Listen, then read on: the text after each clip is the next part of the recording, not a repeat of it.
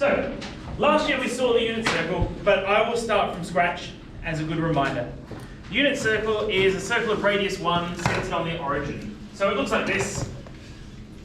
Centered on the origin, goes out to positive 1, cos 1, and negative in the x and y locations.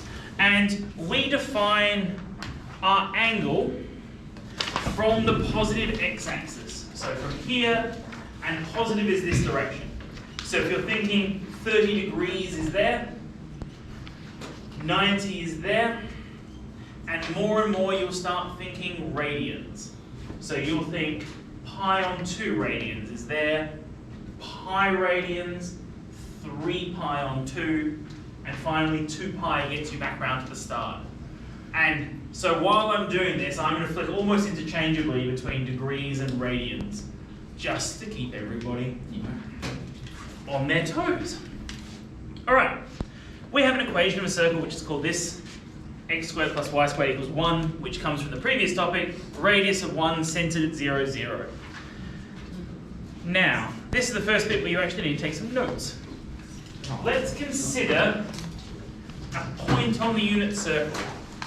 If we consider a point on the unit circle, and let's say we've just zoomed into the first quadrant, so this bit here. Oh, that's an awful circle. We know that the radius is always 1. And if we're looking at a point on the circle, that point will have an x coordinate and a y coordinate. And that point will be x across and y up. That's kind of how coordinates work. What's interesting is we can express this x and y in another way. And the way we express it defines cosine and sine and tan. And you guys for many years would have used sine, cosine and tan without really the definition of where they come from. And the definition of where they come from is the unit circle.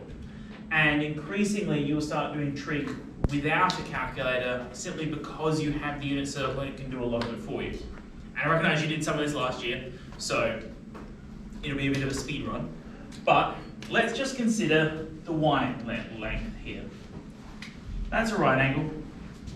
And if I'm looking at an angle here of theta, I have an opposite and a hypotenuse. Now, you guys remember SOHCAHTOA? You know that sine of some angle is the opposite over the hypotenuse. In our case here, sine of that angle is opposite, which is that y length, over the hypotenuse, which is 1. But really, divided by 1 doesn't do much. So this length is sine theta.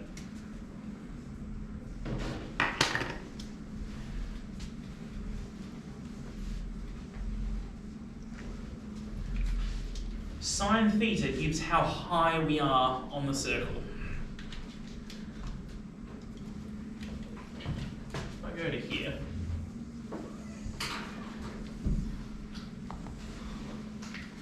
let's get everyone's calculators in radians and do a bit of calculator running. So can you open up your calculator? I'll show you how to check your settings.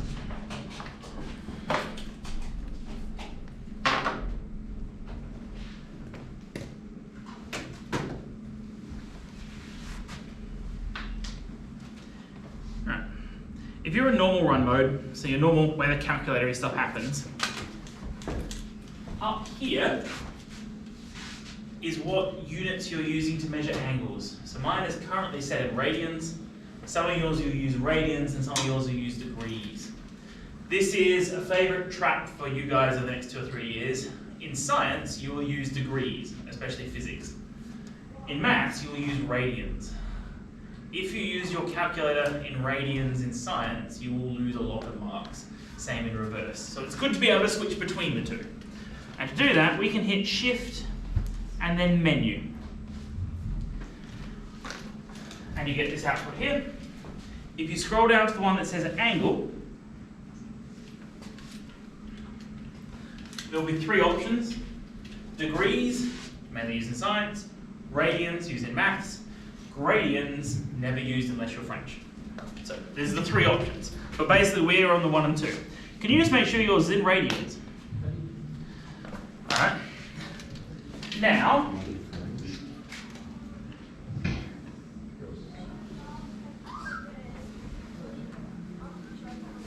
let's look at sine of different values. And this in degrees, I think you would do it very comfortably. So just make it a little bit uncomfortable, I'm going to do it in radians. So, sine of pi on 2. Sine of pi on 2 is here. Because remember, pi is here.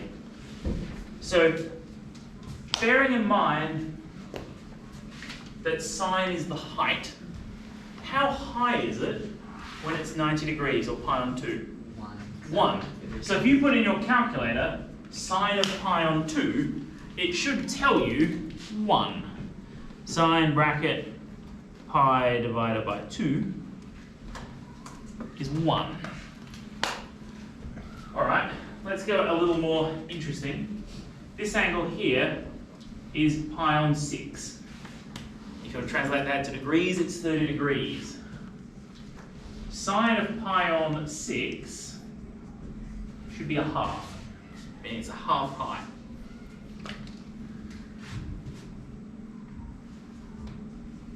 Whoop, that's meant to be a 4.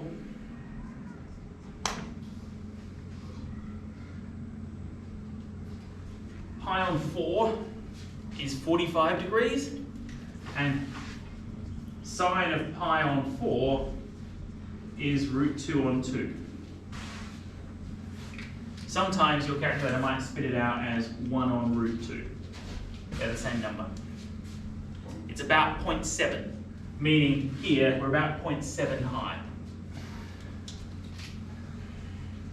Sine of pi on 3 is root 3 on 2, or about 0.86 high. And that's 60 degrees. And these are what we'll call special angles, and you'll keep coming across them. You're not really expected to know pi's on 7s or pi's on 10s. Your calculator can do them. But these are ones that come up so often, they almost will become like a new little times table, and you get a cheat sheet with them on there, but you'll use them so often that these just sort of come out. What's more interesting is that these solutions can give you solutions in every quarter going around. And do you remember doing this last year in degrees? Did you want me to convert back to degrees now, or keep playing in radians? We'll go back to degrees, just for the purpose of explanation.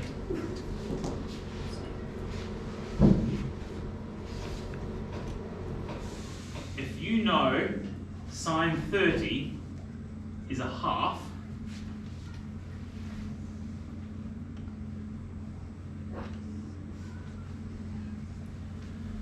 sine 150 looks like that.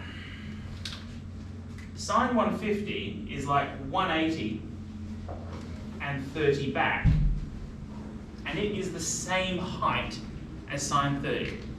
Are you happy that sort of height up is the same? Is a half high. What that is saying is that sine 150 is the same as sine 30. That is the same height.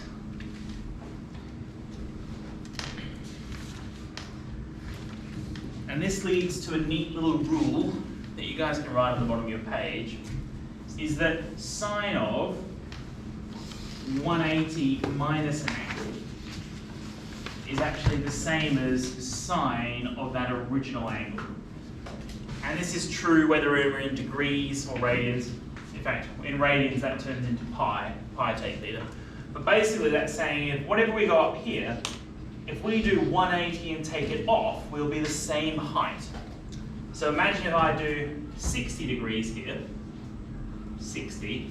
If I do 180, take off 60, it means I'll be at 120.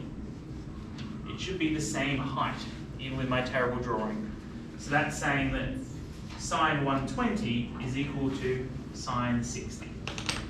The heights will be the same.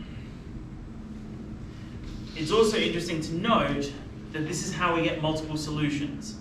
If I ask you to find when is sine x equal to a half, sine x is equal to a half here at 30 and here at 150. So in this case, the solution would be 30 and 150. Did you go greater than 360 last year? Yes. I think we did, yeah. Alright. If sine x equal to a half and our solutions are 30 and 150, what's the next answer in degrees? 390. 390. Because if you're here, we're hitting a half at 30, we're hitting a half at 150, here is 360, and we're back to this solution again, another 30 on. So our second solution, or our third solution rather, is 390. And we can just keep going around generating infinite solutions, which is neat for trig. Normally, we just consider the first set of solutions, meaning one rotation. But it's good to know that you can keep going, hitting more and more solutions. Slightly sidetracked. So, sine is the distance up. If we did the SOHCAHTOA setup with the horizontal, it would tell us that this is cos theta. So cos theta is the horizontal distance. And that means our mind kind of changes, because we're not hitting the same distance here in terms of x. So